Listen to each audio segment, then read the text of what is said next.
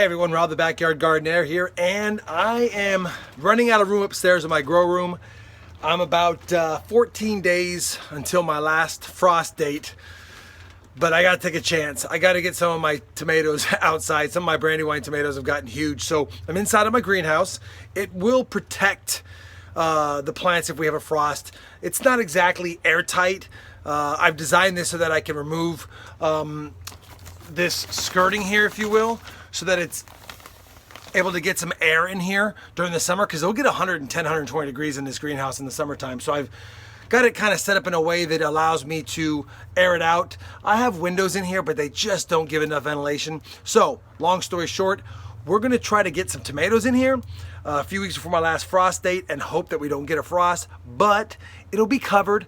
It stays a lot warmer in here, about 10 degrees warmer than outside typically, even though it's not exactly airtight. So we'll see what happens. I'm gonna show you how I plant my tomato seedlings into the ground and what I do with them, and we're gonna cross our fingers and hope that nothing happens. I've checked the weather, and it appears as though we're not gonna get less than 45 degrees ever over the next couple of weeks. So if that's the case, then we should be good to go.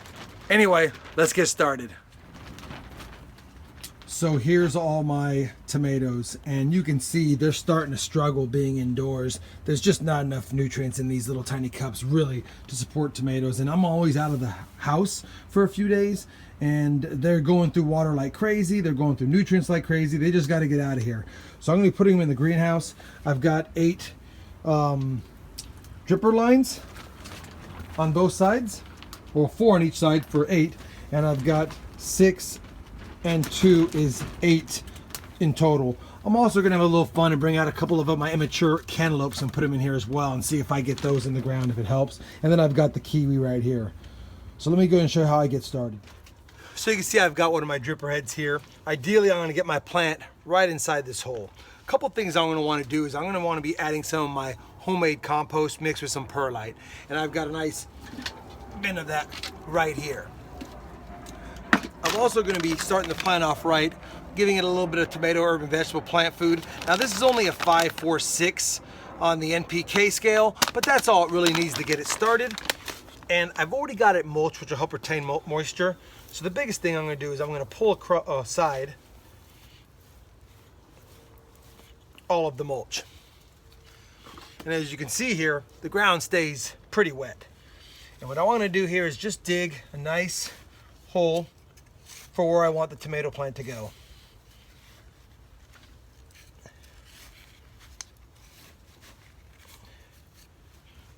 And with tomatoes, you can bury them deep. So I'm gonna go down pretty gosh darn deep, because I want to make sure that this tomato plant grows as much roots as possible.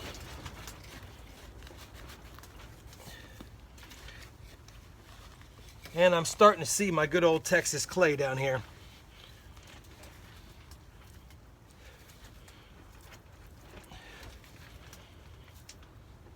You can see the good old Texas clay right here. All right, so we've got a pretty deep hole. I like to add a little bit of my homemade compost and perlite in there. A sprinkling of the tomato and vegetable food. A little more of my homemade compost. Stir that up. Grab one of my tomato specimens, and you can see the root system's pretty good on this guy. Nice pinch around the cup.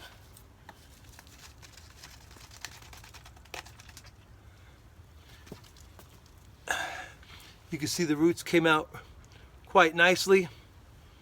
And we'll drop this guy in here. I also need to give him a little pruning, because I don't want any of the lower branches touching the ground. And really, we can just throw the leaves right back in there. Now I'll go ahead and backfill with the dirt. Give him a nice firm up. Replace the mulch. Give him his dripper.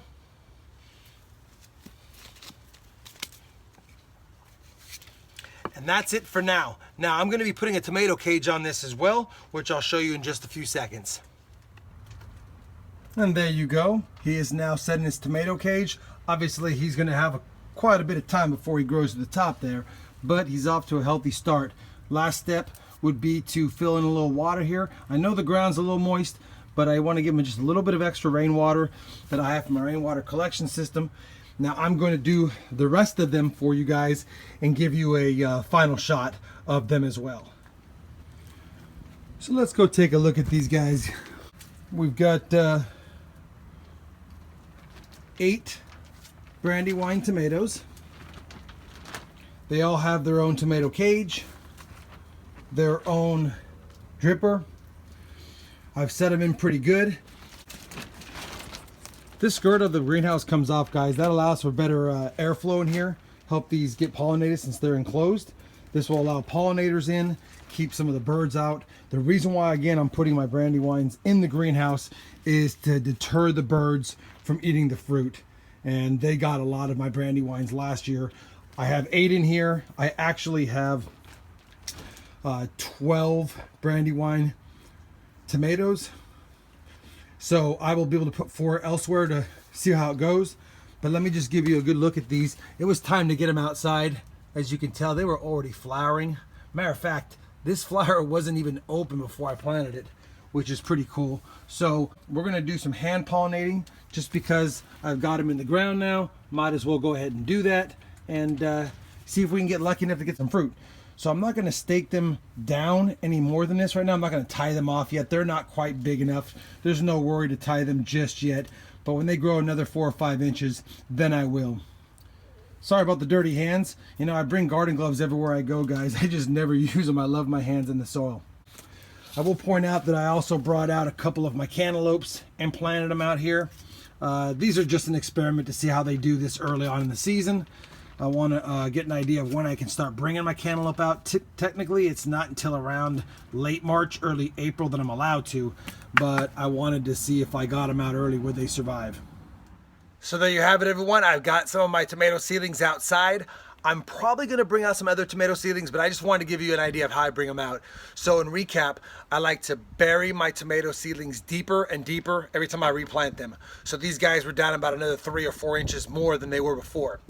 Second thing, gotta trim off the lower leaves, guys. Otherwise, you're gonna have the likelihood of getting some of that tomato blight. You don't want any soil touching any of the leaves. I also like to give them a little bit of fertilizer as a healthy start. Sometimes I put in some Epsom salt, but you know what? With my homemade compost and the fertilizer, I don't think they needed much else. And then finally, you know, you want to stake them down or give them tomato cages like I've done. This allows for good growth, supporting the fruit and all that.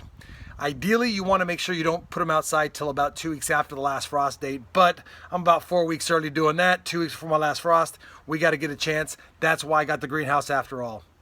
If you liked the video, please give it a thumbs up. If you're not a subscriber, please subscribe. And as always, thanks for watching.